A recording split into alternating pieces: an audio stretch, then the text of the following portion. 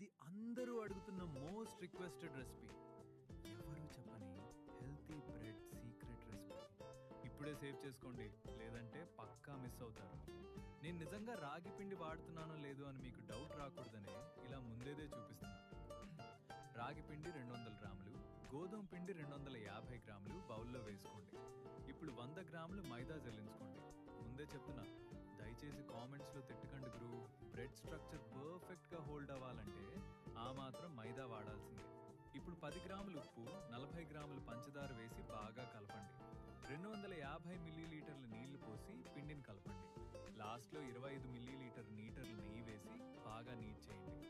పిండి చాలా సాఫ్ట్గా అయిపోయిందని పానిక్ అవ్వకండి. మనం మైదా వేసాం కాబట్టి ఇలా లైట్గా వెబ్ వస్తుంది. అదే కరెక్ట్ కన్సిస్టెన్సీ. దీన్ని ఒక గంట ప్రూఫింగ్ వదిలేసి ఆ తర్వాత 200 డిగ్రీల సెల్సియస్ దగ్గర 25 నిమిషాలు బేక్ చేస్తే the best healthy bread ready. ఇంట్లో పక్కా ట్రై చేయండి. అండ్ ఇలాంటి జెన్యూన్ బేకింగ్ సీక్రెట్స్ కోసం ఈ పేజీని ఫాలో అవ్వండి.